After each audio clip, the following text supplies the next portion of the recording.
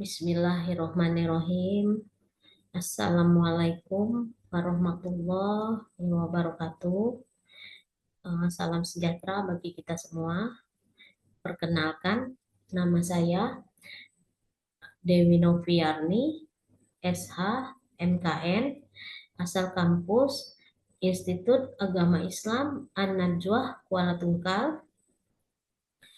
Saya kebetulan dari Prodi Hukum Keluarga Islam dan mengajar di mata kuliah Hukum Adat. Materi yang akan saya sampaikan hari ini adalah tentang karakteristik hukum adat. Sebelum kita memasuki materi hari ini, kita perlu tahu apa tujuan kita belajar hukum adat.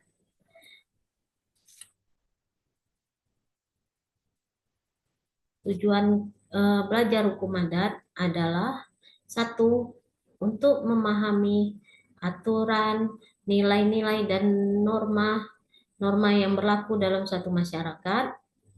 Dua, hukum adat dapat menjadi sumber inspirasi dan bahan hukum nasional untuk menjadi pedoman hakim mengambil keputusan.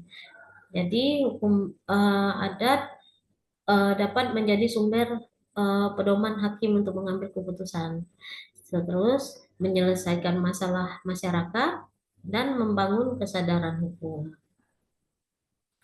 Selanjutnya, materi yang akan saya sampaikan hari ini adalah karakteristik hukum adat. Hukum adat mempunyai kekhasan yang membedakan dengan hukum lainnya. Adapun di antaranya yaitu sifat masyarakat hukum adat, terus corak khas masyarakat hukum adat, serta sistematika hukum adat.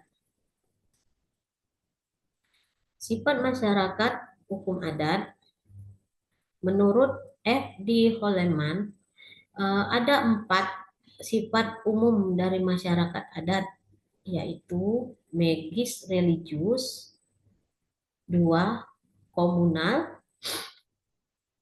3 konkret, 4 konten.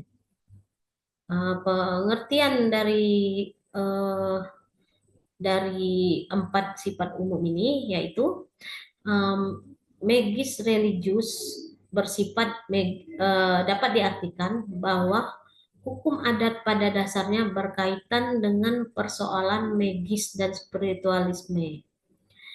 Dalam arti kepercayaan terhadap hal-hal gaib.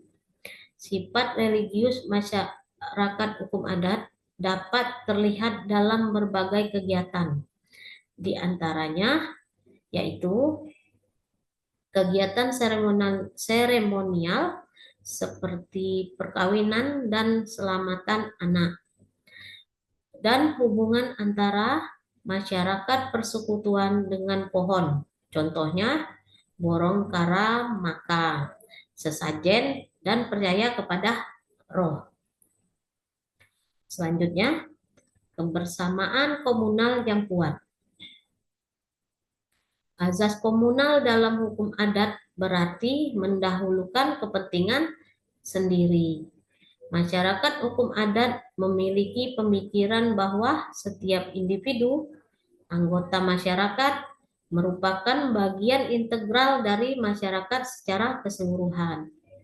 Perwujudan sifat komunal dalam masyarakat hukum adat dapat terlihat dalam berbagai kehidupan, di antaranya pembagian harta warisan, kegiatan rapat desa atau majelis demi kepentingan bersama, dalam contoh seperti gugur gunung atau pepatah dudu sanak dudu kadang ning yen mati melu kelangan.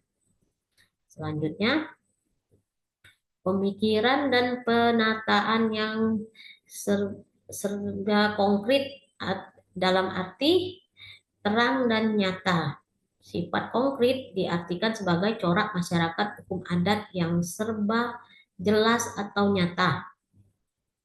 mewujudkan bahwa setiap hubungan hukum yang terjadi dalam masyarakat tidak dilakukan secara diam-diam atau samar-samar. Dengan kata lain, terbuka. Sifat konkret masyarakat hukum adat dapat terlihat dari berbagai kegiatan, di antaranya kegiatan transaksi yang terjadi, misalnya perjanjian jual beli, baik benda yang bergerak maupun yang tidak bergerak.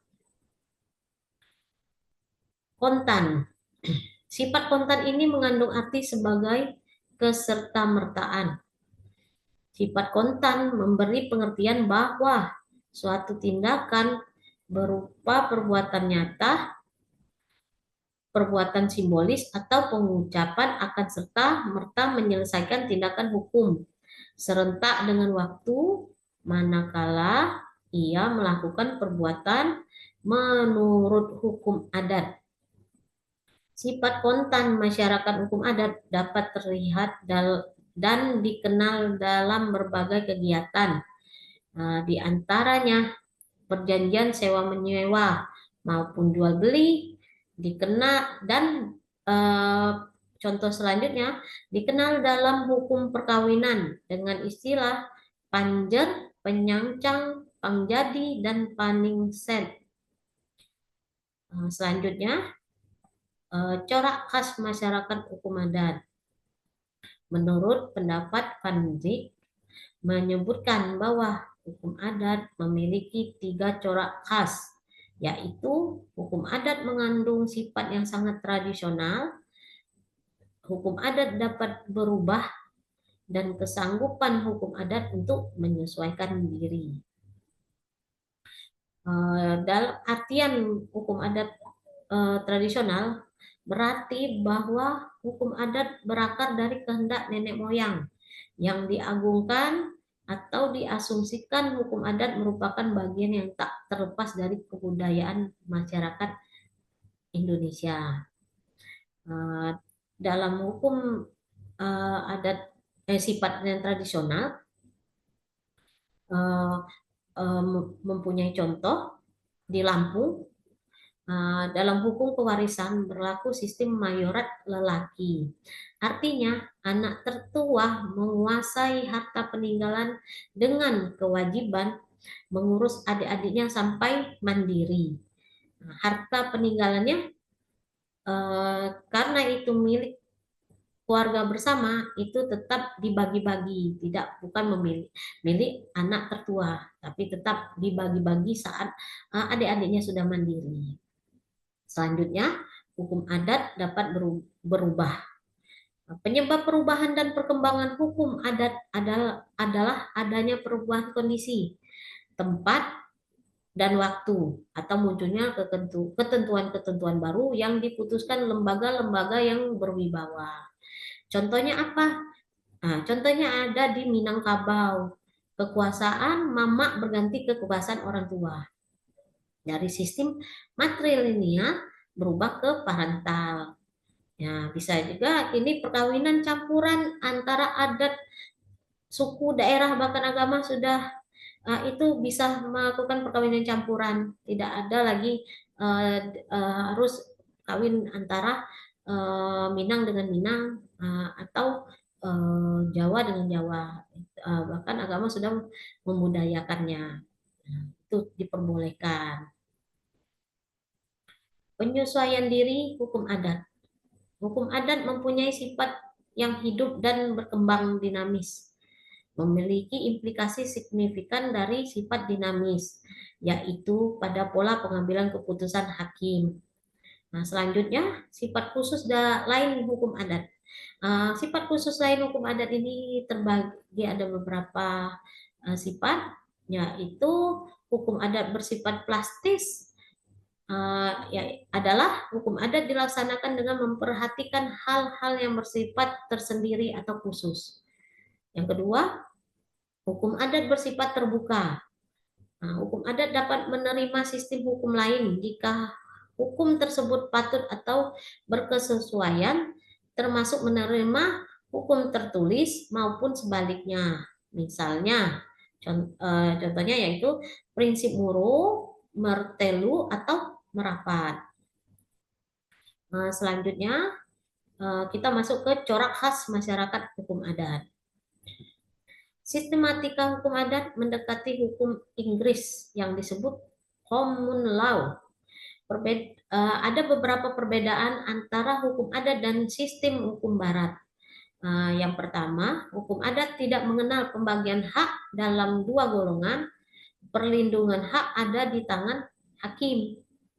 Nah, sedangkan hukum barat mengenal hak atas sesuatu barang dan hak seseorang atau suatu objek. Nah, itu adalah perbedaan hukum adat dan hukum barat. Nah, selanjutnya, hukum adat tidak mengenal perbedaan hukum publik dan hukum privat. Sedangkan hukum barat mengenal perbedaan hukum publik dan hukum privat. Selanjutnya, tiap-tiap pelanggaran hukum adat membutuhkan pembetulan hukum kembali dan semua diputuskan oleh kepala adat tanpa membedakan pidana ataupun perdata. Jadi mau kasusnya pidana atau perdata, kalau hukum adat tetap kembali diputuskan oleh kepala adat. Tidak ada pidana dan perdatanya. Nah, sedangkan hukum barat, perkara pidana diperiksa oleh hakim pidana, serta perkara perdata diperiksa oleh hakim perdata atau diputuskan dengan hakim perdata atau pidana. Perbedaan selanjutnya adalah perbedaan fundamental dalam sistem ini. Hakikatnya disebabkan karena corak serta sifat yang berlainan antara hukum adat dan hukum barat, serta pandangan hidup yang berbeda. Karakter hukum adat di Indonesia ini diatur dalam pasal 18B ayat 2 Undang-Undang Dasar 1945, menyatakan bahwa negara mengakui dan menghormati kesatuan-kesatuan masyarakat, hukum adat beserta hak-hak tradisionalnya sepanjang masih hidup dan sesuai dengan perkembangan masyarakat, serta prinsip negara kesatuan Republik Indonesia. Menurut moderasi beragamanya yang bisa kita ambil dari hukum adat adalah cara pandang dan praktik keagamaan yang seimbang dan toleran yang mengakomodasi nilai-nilai kearifan lokal dan tradisi adat istiadat setempat. Ini adalah upaya untuk menjaga harmoni sosial dan kerukunan antar umat beragama dengan tetap menghargai keberagaman keyakinan dan budaya masing-masing. Nah, dalam materi ini dengan demikian materi yang telah saya sampaikan, kita dapat menyimpulkan dengan karakter-karakter ini, hukum adat mencerminkan nilai-nilai budaya sosial yang unik dari setiap masyarakat adat, serta menjadi landasan penting dalam mengatur kehidupan masyarakat di berbagai daerah Indonesia. Dengan berakhirnya kesimpulan ini, sekian materi dari saya. Terima kasih atas kesediaan mendengarkan penjelasan saya. Semoga dengan penjelasan materi ini dapat menambah wawasan saudara. Apabila ada tutur kata saya yang kurang berkenan di hati Anda, mohon dimaafkan. Saya akhiri. Assalamualaikum warahmatullahi wabarakatuh. Terima kasih untuk semua yang telah hadir.